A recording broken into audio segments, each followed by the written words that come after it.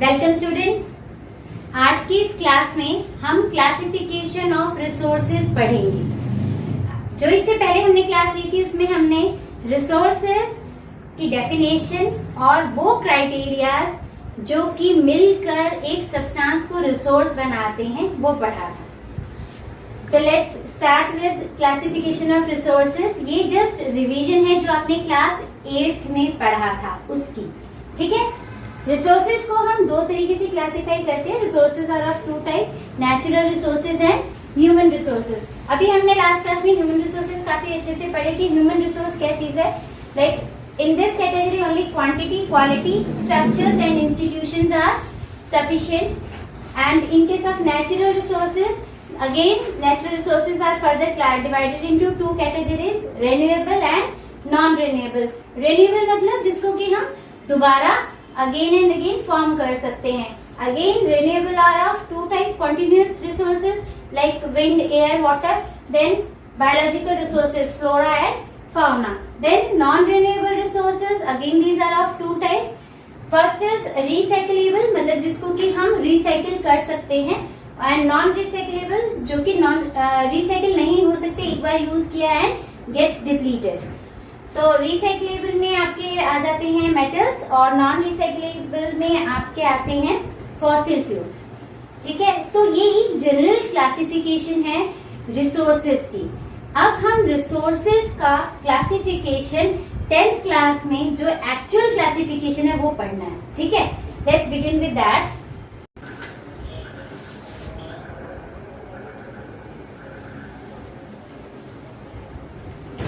Now, natural resources are classified basically in 4 categories. The first one is on the basis of origin, second is on the basis of exhaustibility, third is on the basis of ownership, and the fourth one is on the basis of status of development. तो हम इन चारों categories को बारी बारी समझेंगे एक एक करके। फर्स्ट पहले सबसे पहले हम इसे समझते हैं on the basis of origin. On the basis of origin जो नेचुरल रिसोर्सेज हैं, these are further sub divided into 2 categories. First one is the biotic resources, biotic resources. Second one is abiotic resources. अब biotic resources कौन से होते हैं? जिनमें life होती है। बायो इस वर्ड से याद कर लेना। बायो का मतलब क्या है? ये ए मतलब विदाउट, बायो मतलब लाइफ, बायो का मतलब यहाँ लाइफ। तो these biotic resources have life, these resources have life, ठीक है। And these resources are obtained from biosphere. Obtained from biosphere. ये आप लिखते जाओ नोट्स में, शॉर्ट नोट्स हैं, इजी टू लर्न है, ठीक है। देन अब इसमें बायोटिक रिसोर्सेज में देख लो, बायो का मतलब लाइफ आपको याद हो जाएगा, बायो आपके सब्जेक्ट भी है, ठीक है। बायो का मतलब है life, so these resources have life, they are obtained from biosphere. इनकी एग्जांपल्स क्या हैं? एग्जांपल्स रहेंगे आपके, हम ह्यूमन बीइंग्स हैं इसके एग्जांपल्स, ठीक है। ह्यूमन बीइंग्स हैं, फ्लोरा फाउना, ठीक है, plants, plant life, then fisheries, livestocks etcetera. ये इसके एग्जाम्पल है। इन सब में जान है ना, इसीलिए, ठीक है। अब देखो फॉसिल फ्यूल्स जो हैं, क्या वो बायोटिक के कैटेगरी में आते हैं? आपने अगले क्लासेस में पढ़ा हुआ है ना कि बायोटिक रिसोर्सेज में हम लोग फॉसिल फ्यूल्स को भी इंक्लूड करते हैं। But why it is so?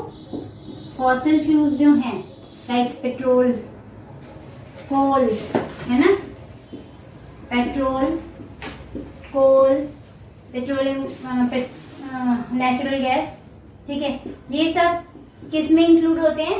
Biotic resources में। इनमें जान है नहीं।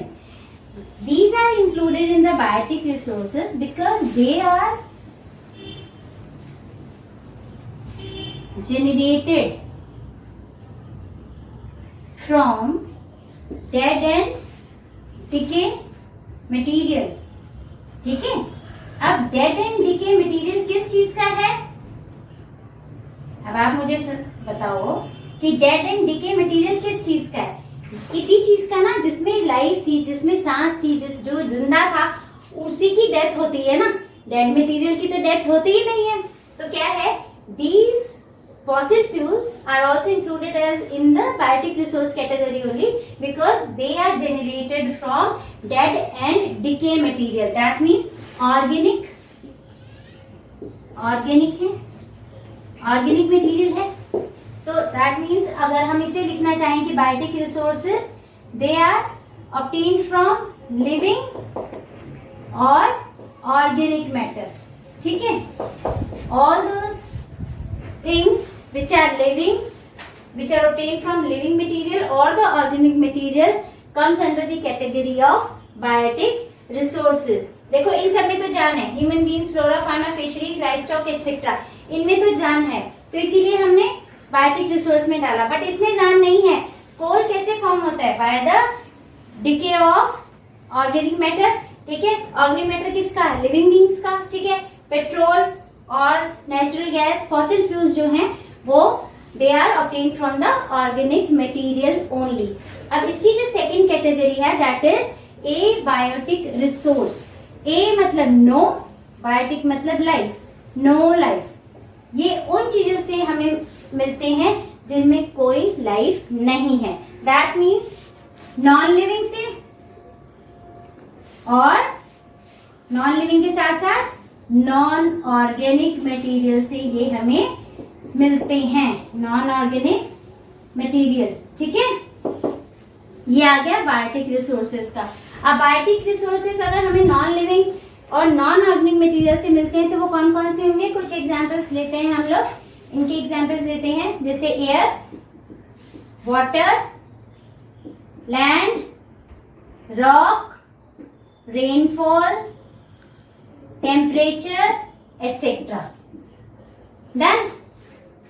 इतना क्लियर है बायोटिक रिसोर्सेज क्या हैं और एबायोटिक रिसोर्सेज क्या हैं।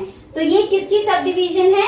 On the basis of origin we classify resources into subcategories, that is biotic resources and abiotic. Biotic resources have life obtained from organic matter, living material, and these do not have life and obtained from non-living and non-organic material. We have the examples this and this one. ठीक है, अब हम समझते हैं on the basis of exhaustibility.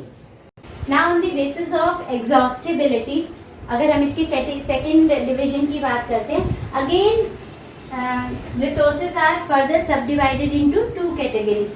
The first one is renewable resources and the second one is non-renewable resources.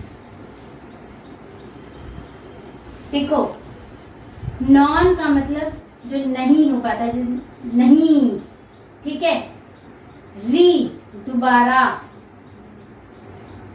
New नया, ठीक है, renewable दोबारा नया बन जाना, ठीक है, ये नहीं बनता दोबारा नया, ठीक है। इसका मतलब ये वो रिसोर्सेज हैं जो कि हम लोग अगेन एंड अगेन यूज कर सकते हैं, ठीक है, can be used again and again,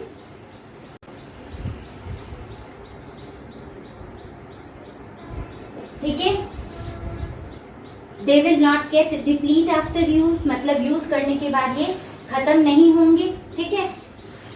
इसको हम reused, they can be reused इस लैंग्वेज में भी लिख सकते हैं, या फिर हम लोग इसको रिप्लेनिश भी कह सकते हैं ना, बार बार बन जाते हैं, बार बार यूज कर लेते हैं, ठीक है। और ये कैसे होते हैं नॉन रिन्यूएबल रिसोर्सेज, जो कि हम बार बार यूज नहीं कर सकते, can not be used again and again, ठीक है,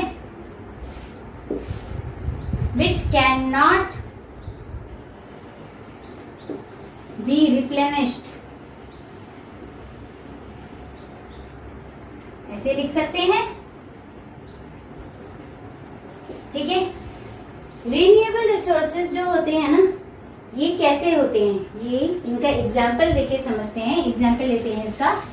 example, air, water, solar energy.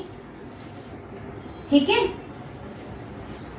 Air, air कैसे है रिन्यूएबल रिसोर्स? हवा है, घूम रही है, दिखाई भी नहीं दे रही, तो ये रिसोर्स कैसे बन गई?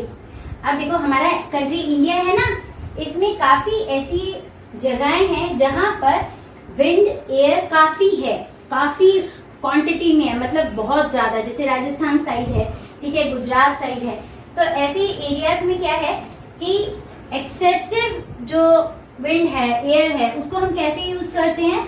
With the help of wind mill. अब हमने फर्स्ट क्लास में पढ़ा था ना कि it was only the human beings. ये कौन लगा रहा है? Human beings. ह्यूमन बींग्स क्या कर रहे हैं?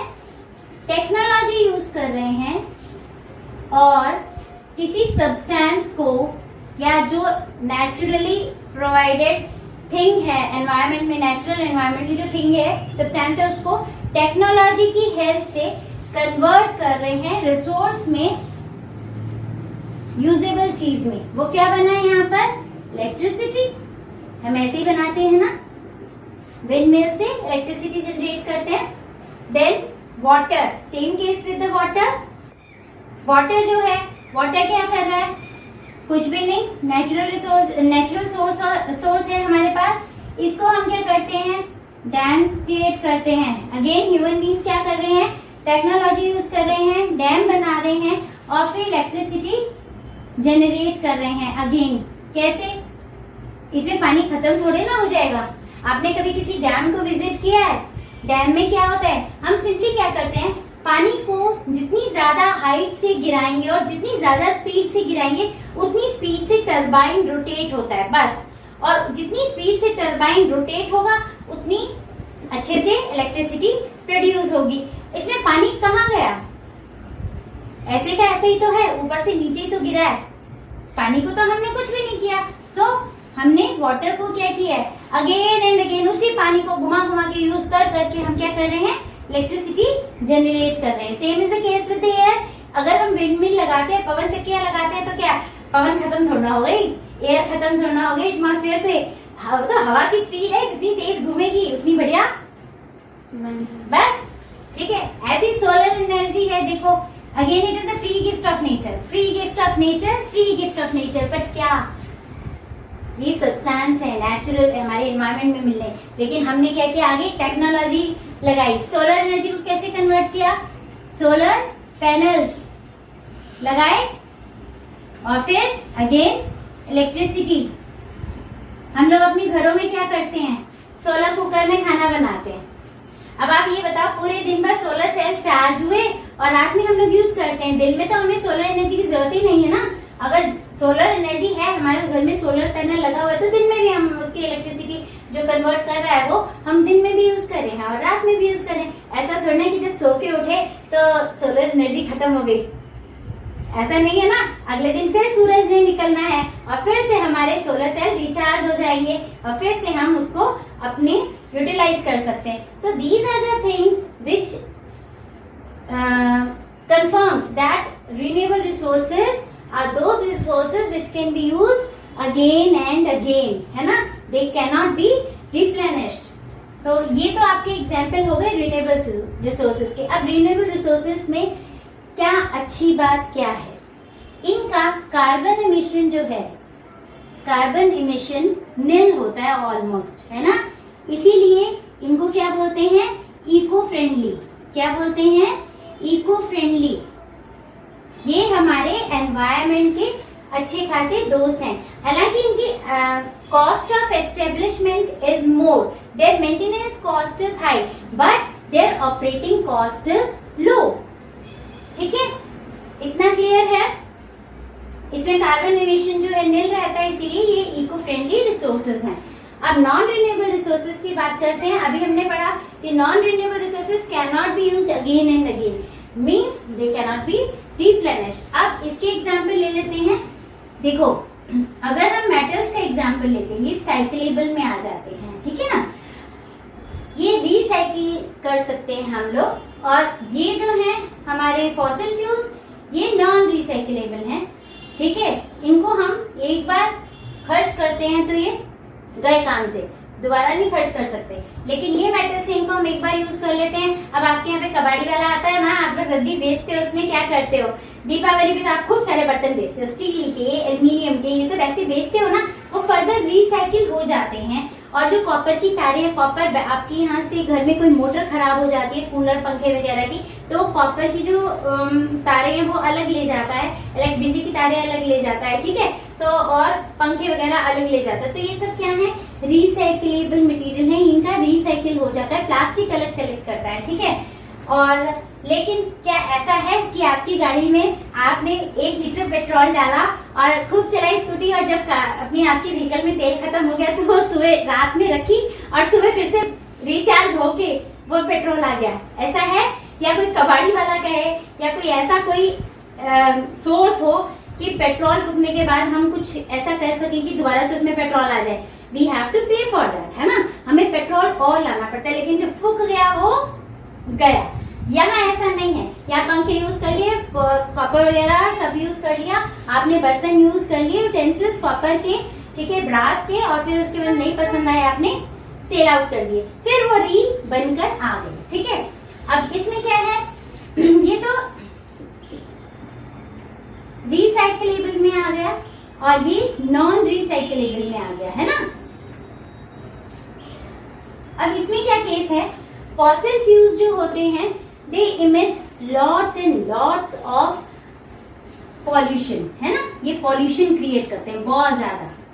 अब आप ये देख लो, पॉल्यूशन फ्री एनवायरनमेंट में रहना है तो फॉसिल फ्यूल्स को यूज नहीं करना है, और अगर हमने फॉसिल फ्यूल्स को यूज नहीं करना है तो उसका सब्स्टिट्यूट ढूंढना है। Right now we are not having any substitute, है ना। अब देखो, ये पॉल्यूशन क्रिएट करते हैं। दूसरा, इनका इनिशियल कॉस्ट जो है, कॉस्ट ऑफ एस्टेब्लिशमेंट और maintenance cost as compare to these are comparatively low, और इनका जो ऑपरेटिंग कॉस्ट है, वहां पे ऑपरेटिंग कॉस्ट लो थी, यहाँ ऑपरेटिंग कॉस्ट हाई है, ठीक है। इतना क्लियर है, ये इको फ्रेंडली नहीं है, ये एनवायरमेंट में पॉल्यूशन क्रिएट करते हैं। Nowadays it is a kind of threatening mark, ठीक है। हमारे लिए क्या है, एक करंट मुद्दा यही है कि पॉल्यूशन फ्री एनवायरनमेंट कैसा हो।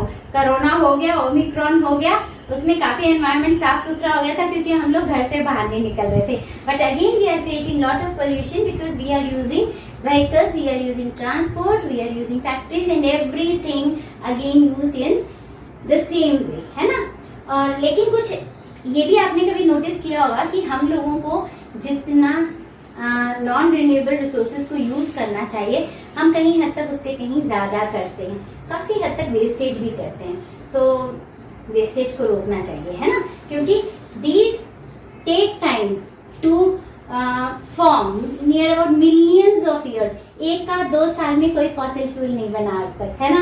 अब आपके अड़ोस पड़ोस में आप किसी, अब तो शायद सारी प्रेस इलेक्ट्रिक प्रेस हो गई है, नहीं तो प्रेस वाले अंकल को कभी देखा है, वो कोयला खरीद के लाते हैं और फिर प्रेस करते हैं, है ना, आपके कपड़े को आयरन करते हैं। ऐसे तंदूर वालों को देखना, कभी लकड़ी कोयला सब लेकर आते हैं, तंदूर लगाते हैं, पर वो जो ईंधन खत्म हो गया, लकड़ी कोयला वो खत्म है ना। अब कई बार ऐसी चलती रहती है भट्टियां, आप सब्जी मंडी जाओ और वहां पे पॉपकॉर्न बेचने वाले होते हैं ना, वो कढ़ाई में पॉपकॉर्न भूनते हैं। और आप और भी एग्जाम्पल ले सकते हो, स्वीट पोटैटोज जो भूनते हैं, आप वहां देखो शकरकंद भूनते होते हैं, वो भट्टी जलती रहती, सुलगती रहती है ना। तो दैट मीन्स वो किस चीज का है, वो that is the wastage of fuel, fossil fuels का वो वेस्टेज है। तो हम कहीं हद तक यूजलेस तरीके से भी वेस्ट करते हैं, वो हमें नहीं करना चाहिए, because they take millions of years ना टू फॉर्म। कई मिलियन, मतलब पता नहीं कितनी पीढ़ियां हमारी खत्म हो जाएंगी तब जाके कहीं फॉर्म होगा, और इसका हमारे पास सब्स्टिट्यूट भी नहीं है, और ये हर दिन फॉर्म रहता है, ठीक है ना। हमारे पास we have sufficient air, water, solar energy, तो वी आर यूजिंग दिस, ठीक है। अब आपको ये क्लियर हो गया होगा रिन्यूएबल रिसोर्सेज और नॉन रिन्यूएबल रिसोर्सेज क्या है, और ये किसका पार्ट है in case of on the basis of exhaustibility. जब हम रिसोर्सेज को डिवाइड करते हैं तो हम इन दो कैटेगरीज में डालते हैं। On the basis of origin clear है, biotic, abiotic, on the basis of exhaustibility renewable and non renewable. अब हम बात करेंगे on the basis of ownership. Now on the basis of ownership we further subdivided the same category in 4 parts. अगर ownership यानी कि मालिकाना हक के तौर पर हम रिसोर्सेज को कैसे डिवाइड करते हैं, individual resources, community resources, national resources and international resources. देखो इंडिविजुअल रिसोर्सेज क्या होता है, this is your first sub division. Individual resources का मतलब these are those resources which are owned by an single individual, ठीक है। अब उसमें क्या होगा, उसकी जवाबदेही भी एक ही इंडिविजुअल करेगा, मालिकाना हक भी वही है उसी का मालिकाना हक होगा जो ओन करेगा, जो परचेज करेगा, जिसकी खुद की प्रॉपर्टी होगी। जैसे कि मेरा घर, ठीक है, मेरा व्हीकल, मेरा लैंड, एक मैं 200 गज का प्लॉट खरीदती हूँ तो वो मेरा है जिसका मालिकाना हक, मेरी खुद की दुकान, ठीक है, मेरी अगर कोई फैक्ट्री मैं खुद लगाती हूँ तो मैं उसकी मालकिन हूँ, ठीक है। तो ये क्या है, मेरा मालिकाना हक। तो इंडिविजुअल रिसोर्स इसको कहते हैं। जैसे कि अगर आपको समझ में आ गया बहुत अच्छी बात है, नहीं तो अगर आप इस तरीके से समझ सकते हैं, आपके फादर का घर है ना, तो फादर जो है वो आपके मालिक, आपके घर के मालिक है ना, तो मालिकाना हक किसका हुआ, आपके फादर का। तो इंडिविजुअल रिसोर्स आपके फादर का क्या है, उनका घर, उनकी व्हीकल, और प्लस अगर मैं कोई ज्वेलरी खरीद रही हूँ, मैं 10 किलो सोना खरीद रही हूँ, या आपके फादर ने कुछ ऐसा कोई प्रॉपर्टी खरीदी है, तो उनका वो इंडिविजुअल राइट है उस पे, वो उसके लिए जवाबदेही कभी कोई इंक्वायरी होती है तो इंडिविजुअल से ही उसकी पूछताछ होती है, और दूसरी बात है मालिकाना हक भी उसी का होता है जो उसको ओन करता है, ठीक है। तो I hope it is clear, ठीक है। इसकी एग्जाम्पल आप लिख सकते हैं, कार है, शॉप है, ठीक है, लैंड है या फैक्ट्री है, ठीक है। Then community resource. Community resource का मतलब, कम्युनिटी वर्ड से आपको पता चल गया होगा, that means there are number of peoples attach to that.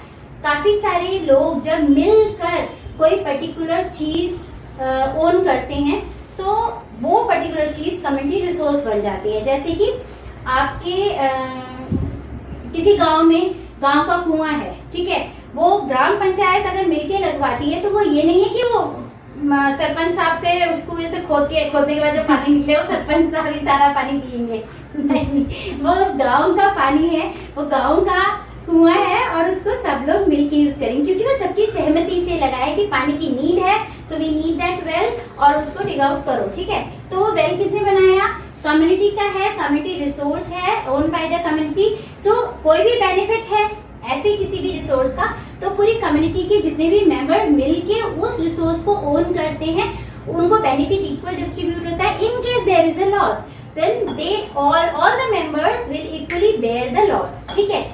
अगर प्रॉफिट सबने मिलके खाना है तो लॉस भी सबको इक्वल बांटा जाएगा, ठीक है। सो ऐसे रिसोर्सेज को हम कहते हैं कम्युनिटी रिसोर्स। अब जैसे आपकी ही लोकेलिटी में कोई पार्क हो, that is the community park, ठीक है। आपका टेम्पल है कहीं, जैसे सेक्टर 9 का कोई टेम्पल है, तो सेक्टर 9 का टेम्पल है, वो सेक्टर 6 का नहीं बनेगा, ठीक है। तो that belongs to that particular community, that particular area, and the group of people are responsible for the safety and security of the same. So community resources में अब आप ले सकते हो, जैसे वेल्स हैं, ठीक है, पॉन्ड है, या सिटी लाइब्रेरी है आपकी, ठीक है। देन आफ्टर दैट आप लोग ग्रेवयार्ड्स, मुर्दा घर देखे ना, जहाँ लाशें जलाना, मतलब शमशान घाट, तो वो भी एक पर्टिकुलर कम्युनिटी का हो सकता है, ठीक है, graveyards etcetera. Fine. National resources, the third category is national, मतलब third subdivision is national resources. The first one is the individual, second is the community resource and the third one is the national resource. National resources क्या है? अगर आप world का map देखते हो तो उसमें क्या आपको दिखाई देता है? लैंड और वाटर का एरिया दिखता है ना. जितने भी लैंड है वो उसकी एक हर लैंड एरिया यानी किसी नेशन को डिनोट करता है, ठीक है, किसी कॉन्टिनेंट को डिनोट कर रहा है, तो उसकी एक अपनी पॉलिटिकल बाउंड्री है. जैसे अपना इंडिया है ना, अपने इंडिया की एक पर्टिकुलर पॉलिटिकल बाउंड्री ऐसे करके कुछ ऐसे ऐसे ऐसे है ना, ऐसे करके कुछ आती है. तो ये हमारी पॉलिटिकल बाउंड्री है, ठीक है. मतलब हमारा देश भारत और ये हमारी बाउंड्री. बाहर से कोई आतंकवादी घुसेगा तो हमें पता चलेगा हमारी सीमा पे अटैक हो गया. सो वो सब रिसोर्सेज जो इस पॉलिटिकल बाउंड्री के अंदर है. प्लस अब आप देखो वर्ल्ड मैप में ब्लू एरिया किसको डिनोट करता है? पानी, पानी को डिनोट करता है. अब अगर लैंड की बाउंड्री है, उसको हम अपना पॉलिटिकल बाउंड्री मानते हैं, तो ऐसे ओशनिक एरिया की भी तो कुछ मानी जानी चाहिए ना, कुछ हदें. ऐसा तो नहीं है इंडिया का समुद्र पूरा पैसिफिक ओशन अपना है, ठीक है, ऐसा तो नहीं है पूरा अटलांटिक ओशन अपना है, चल कहीं पे भी घूमो, नहीं. फिर दूसरी कंट्री उस पर बोलेगी भाई तुमने यहाँ से जितने, क्योंकि देखो ओशनिक एरिया में भी काफी रिसोर्सेज होते हैं सी बेड पे. उनकी अपनी एक एक्वेटिक लाइफ, एक पर्टिकुलर रीजन की, और एक पर्टिकुलर रीजन, हर रीजन के अपने अपने जो उसके अंदर सी बेड में जो चीजें है ना, उसको क्या कह सकते हैं आप, खजाने के अंदर क्या ही मिल जाए, ठीक है. तो वो हर रीजन का वेरी करता है, तो उसमें हर जगह हिंदुस्तान तो कब्जा कर ही नहीं सकता, ठीक है. तो इसीलिए कुछ ऐसी ऑर्गेनाइजेशंस हैं जिन्होंने मिलके ये तय किया है कि जब लैंड बाउंड्रीज के लिए लैंड एरिया में सबकी पॉलिटिकल बाउंड्री है, तो ऐसी ओशनिक एरिया में भी एक पर्टिकुलर स्पेसिफिक बाउंड्री बना दी जाए जिसको कि देश अपने हक से यूज कर सके, एंड उसके बाद वो एरिया इंटरनेशनल एरिया घोषित कर दिया जाए. मतलब उसके बाहर के एरिया में जाने के लिए परमिशन ली जाए. अब जैसे यहाँ पर ये जो अपना इंडिया है ना, ये कोस्टल एरिया है, ठीक है. कोस्टल एरिया से लेकर with in the 12 nautical miles ये अपना एरिया, ठीक है. हम इसमें जैसे मर्जी घूमे, हमारे शिप्स, हमारे बोट्स, हम चाहे इसमें जो मर्जी रिसोर्स को, जो इसके अंदर जो भी रिसोर्सेज हैं, हम उसको एक्सट्रैक्ट करें, मैनेज करें. इट डिपेंड्स अपॉन अस, किसी और का इंटरफेरेंस नहीं होगा, ठीक है. तो इस तरीके से नेशनल रिसोर्सेज क्या बन गए हमारे?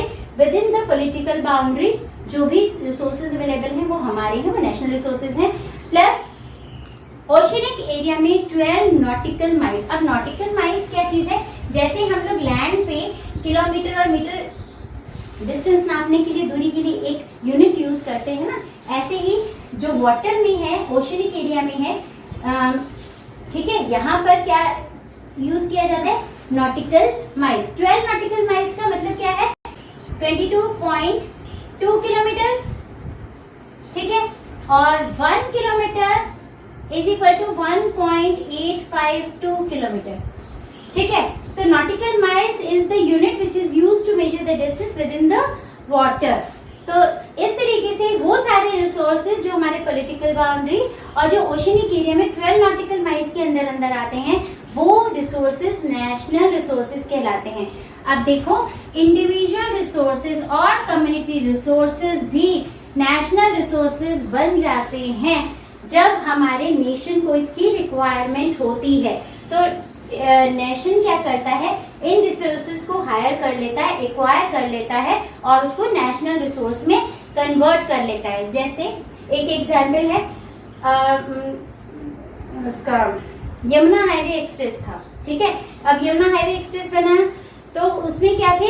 काफी सारे इंडिविजुअल रिसोर्स थे. मतलब वहां पे जो इतने भी खेत थे ना, कुछ तो खेत ऐसे थे जो कि मालिकों के खुद के खेत थे खरीदे हुए, दैट मीन्स उनके इंडिविजुअल रिसोर्स थे. और काफी सारे खेत ऐसे थे जो ग्रुप ऑफ पीपल के थे, कम्युनिटी रिसोर्स टाइप के, ठीक है ना. वो मिलके उसमें खेती किया करते थे और उसका जो मतलब बेनिफिट और लॉस तो होता था वो आपस में शेयर कर लिया करते थे, ठीक है. तो ऐसे खेतों को जो उस यमुना हाईवे एक्सप्रेस के बीच में आ रहे थे, तो पहले इन सब किसानों को समझाया गया, वहां की लोकल कम्युनिटी को समझाया गया कि ऐसे ऐसे यहाँ पे एक हाईवे बनना है और उसके ये बेनिफिट हैं, आपको आपकी जमीन की इतनी कीमत मिलेगी. देन ये जो इंडिविजुअल और कम्युनिटी रिसोर्स वाले ये जो पीपल थे ना, इन लोगों को सेटिस्फेक्शन हो गया और सरकार ने जब उनको इनकी जमीन के दाम दे दिए तो वो जमीन खरीद के क्या किया, उन्होंने उसको नेशनल रिसोर्स बना दिया और वहां पर क्या क्रिएट हो गया, यमुना हाईवे एक्सप्रेस। तो इस तरीके से कोई भी इंडिविजुअल रिसोर्स या कम्युनिटी रिसोर्स को नेशन एक्वायर कर सकता है, नेशन अपना नेशनल रिसोर्स बना सकता है एज एंड व्हेन रिक्वायर्ड। ठीक है। और भी आप एग्जाम्पल ले सकते हो। ये कोई जैसे अब डैम बनाना होता है कहीं पर, है ना, तो डैम का तो एरिया काफी होता है, तो वहां पे जितनी भी लोकल कम्युनिटी होती है उसको समझाना पड़ता है, उसको रीएलोकेट करना पड़ता है, रीलोकेशन देनी पड़ती है और फिर उस जगह को जब कन्वर्ट करते हैं तो वो क्या बन जाता है, नेशनल रिसोर्स। अब आपको समझ में आ गया नेशनल रिसोर्सेज क्या है। With in the political boundary and 12 nautical miles in the oceanic area जितने भी रिसोर्सेज हैं वो नेशनल रिसोर्सेज हैं। Individual resources, community resources may become national resources whenever required। अब इंटरनेशनल रिसोर्सेज की बात करते हैं। देखिए इंटरनेशनल रिसोर्सेज क्या चीज है। Now let's talk about international resources, which is the fourth sub division. Now international resources क्या है, वो सारे रिसोर्सेज जो कि 200 नॉटिकल माइल्स के बाद ओशन में अवेलेबल हैं। अब हमने नेशनल रिसोर्सेज में क्या पढ़ा था कि बेस लाइन से 12 नॉटिकल माइल्स तक जितने भी रिसोर्सेज हैं वो सारे नेशनल रिसोर्सेज हैं और बेस लाइन से 200 नॉटिकल माइल्स तक का जो एरिया है वो EEZ जोन है। ये हम पढ़ चुके हैं नेशनल रिसोर्सेज में। अब इंटरनेशनल रिसोर्सेज में क्या आता है कि 200 नॉटिकल माइल्स के बाद जितने भी रिसोर्सेज अवेलेबल हैं वो इंटरनेशनल रिसोर्सेज कहलाते हैं और उन रिसोर्सेज को एक्सट्रैक्ट करने के लिए, उनको एक्सप्लॉइट करने के लिए हमें क्या करना पड़ता है, यूएन की परमिशन लेनी पड़ती है। अगर यूएन हमें परमिट करता है उस एरिया में जाने के लिए तब हम वहां जाकर कोई पर्टिकुलर रिसोर्स को एक्सट्रैक्ट कर सकते हैं, एक्सप्लॉइट कर सकते हैं। और यूएन का किस बेस क्या है परमिशन देने का, ये बेसिकली रिसर्च पर्पस से परमिशन देता है अगर कहीं किसी चीज पे रिसर्च करनी हो। इंडिया को मैंगनीज नोड्यूल्स एक्सट्रैक्ट करने की परमिशन मिली हुई है। ठीक है, मैंगनीज नोड्यूल्स सी बेड से, ओशन बेड से इंटरनेशनल रिसोर्स जहां पर मिलते हैं वहां से मैंगनीज नोड्यूल्स एक्सट्रैक्ट करने की परमिशन मिली हुई है। ठीक है। अब ये जो है EEZ जोन जो है ये क्या है, ये EEZ जोन 200 नॉटिकल माइल्स तक का एरिया है जहां पर कि सिर्फ इकोनॉमिक पर्पस से एक्टिविटीज की जाती हैं, जैसे कि फिशरी है, एयर या water energy, air energy, tidal energy या कोई पर्टिकुलर रिसोर्स वहां पर अवेलेबल है उसको जो है हमने एक्सट्रैक्ट करना है, उसको यूटिलाइज करना है, उसको मैनेज करना है, उसको कंजर्व करना है। तो ऐसी सारी एक्टिविटीज जो इकोनॉमिक एक्टिविटीज हैं वो इस जोन में कंडक्ट की जाती हैं, वो इस जोन में की जाती हैं। और ये जोन कहाँ से कहाँ तक है, बेस लाइन से लेके 200 नॉटिकल माइल्स। अब बेस लाइन क्या चीज है, अब ये देखो अगर इंडिया का जो कोस्टल लाइन आप देखते हो तो ये कुछ ऐसा दिखाई देता है ना मैप में, बट यूजुअली ऐसा नहीं। अगर इसको, ये तो माइक्रोस्कोपिक व्यू है, अगर आप इसको देखोगे ना तो ये कुछ ऐसा ऐसा ऐसा ऐसा होगा। तो एक लाइन बनाई जाती है बेस लाइन, इसके अंदर का जो पानी है ये इंटरनल वाटर है, ये हमारा खुद का पानी है, चाहे इसमें लेक्स, रिवर्स, स्पोर्ट्स कुछ भी आ जाए ये हमारे हैं। फिर एक बेस लाइन मतलब इस तरीके से एक लाइन बना दी जाती है कि इसके आगे का, इस यहाँ से स्टार्ट होगी वो बाउंड्री, तो 12 नॉटिकल माइल्स की बाउंड्री लगाएगी जो कि हमारा नेशनल रिसोर्स आता है। और नेशनल रिसोर्स के बाद में जो है फर्दर आता है इंटरनेशनल रिसोर्स। और इंटरनेशनल रिसोर्सेज को कोई भी कंट्री यूज कर सकता है, but that country has to take permission from UN to extract that particular resource from this zone. और बेसिकली ये रिसर्च के लिए परमिशन देता है। इसको हम हेरिटेज ऑफ मैनकाइंड, इस जोन को हेरिटेज ऑफ मैनकाइंड भी कहा जाता है।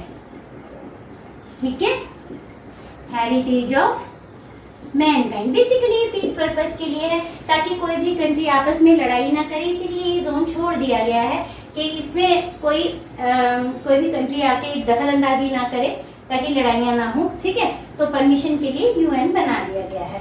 So this is all about international resources. Let's move on to the classification of natural resources on the basis of their status of development. अब देखो, on the basis of status of development, we have divided resources further in 4 subdivisions, subcategories.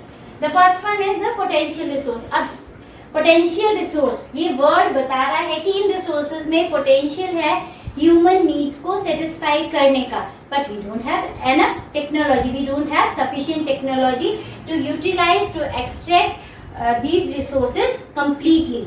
अब जैसे आपकी book में गुजरात और राजस्थान में मिलने वाला जो विंड और सोलर एनर्जी है, इसके बारे में मेंशन किया हुआ है कि ये काफी है इन एबंडेंस. एबंडेंस में है, एबंडेंस का मतलब अति में है, बेहिसाब है. बट वी हैव लेटेस्ट जो टेक्नोलॉजी है उसके साथ हम सिर्फ 8 to 10% एनर्जी को ही, एनर्जी रिसोर्स को ही यूटिलाइज कर पा रहे हैं. रेस्ट ऑफ द 90 to 92% जो है अनयूज्ड है because of the lack of technology. Then next, इसी में आप और एग्जांपल ले सकते हो. मुझे लेटेस्ट आ रहा है, आपके पास सुनने में आ रहा है कि लद्दाख में यूरेनियम काफी मात्रा में है, but we don't have technology to extract that uranium, to utilise. Uranium एक अच्छा खासा न्यूक्लियर जो है न्यूक्लियर प्लांट में काम आने वाला सोर्स है, रिसोर्स है. ठीक है. देन हमारे पास कुवैत में भी रिसेंटली सेडिमेंट्री रॉक्स का खजाना मिला है, और ये भी माना गया है कि कुवैत में उन सेडिमेंट्री रॉक्स की प्रेजेंस की वजह से वहां पर पेट्रोल का मतलब खजाना है, बड़े बड़े कुएं हो सकते हैं. But because of again the technology we are not able to मतलब टू सर्च और to extract that particular resource completely. ठीक है. अभी तो सुनने में आया है, अभी जब वो कुवैती जो कुएं हैं जब मिलेंगे तब देखेंगे. ठीक है. तो पोटेंशियल रिसोर्स का मतलब ये होता है. देन आज बात आती है डेवलप्ड रिसोर्सेज की, मतलब ऐसे रिसोर्सेज जो डेवलप्ड हैं. डेवलप्ड का मतलब वी हैव इन्वेंटरी डिटेल्स.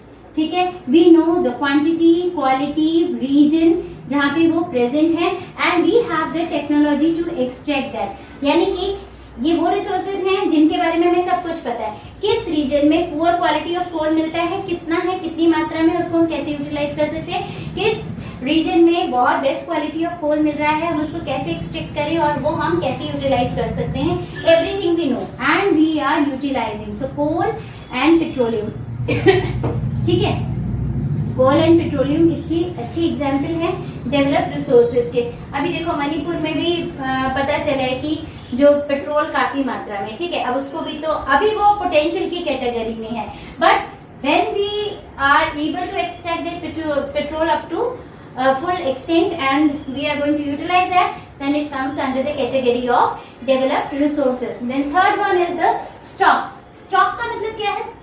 जैसे कि काफी सारी चीजें हैं वो हमने स्टोर करके रखी हुई है, सेव करके रखी हुई है फॉर द फ्यूचर यूज, है ना. ऐसे ही है ना कि एक जगह रख दी गई है, स्टॉक बना दिया गया, जब जरूरत पड़े तब ले लो, है ना.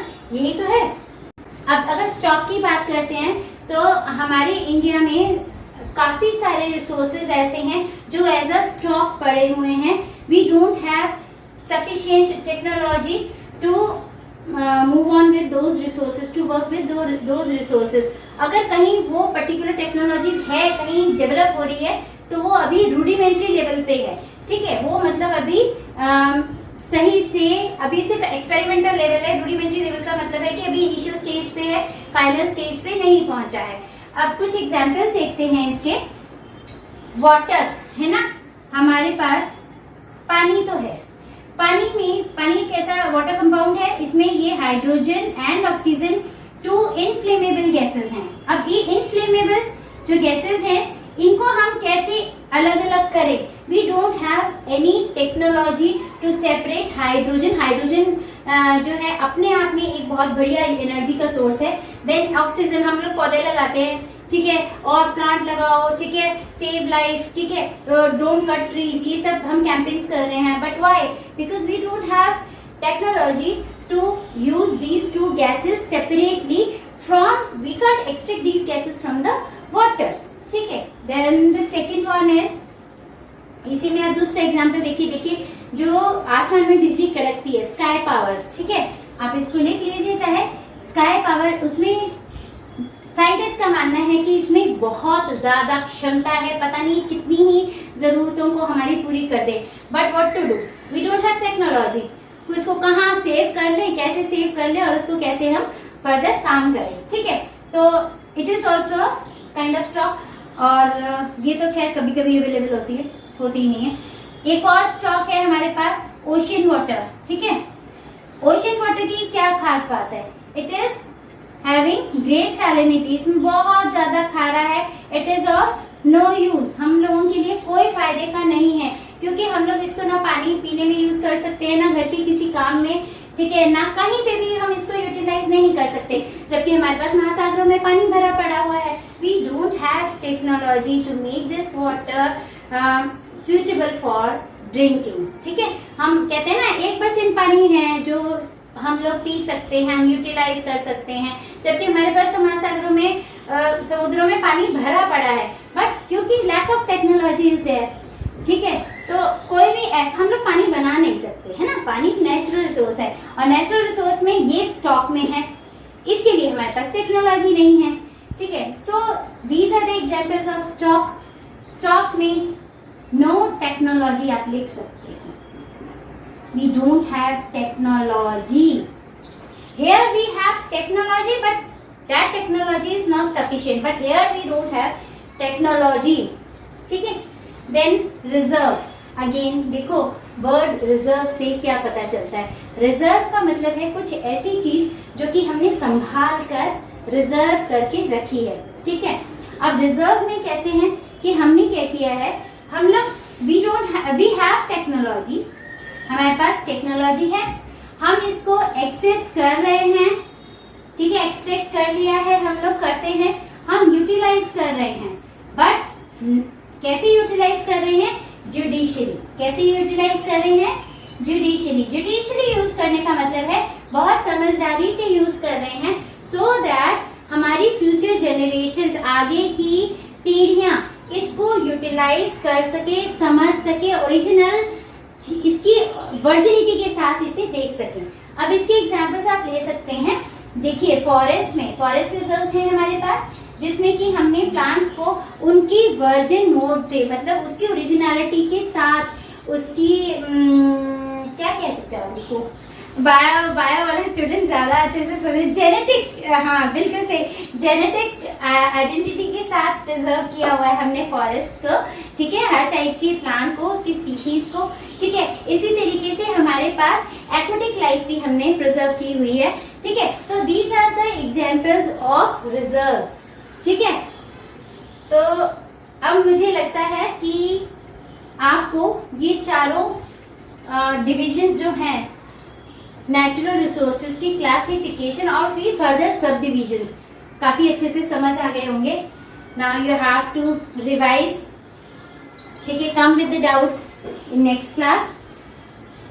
Till then make proper notes. ठीक है, नोट्स आपने अच्छे से बनाने हैं और कोई डाउट हो लेके आएंगे, फिर हम स्पेशल क्लास कंडक्ट करेंगे डाउट्स के लिए.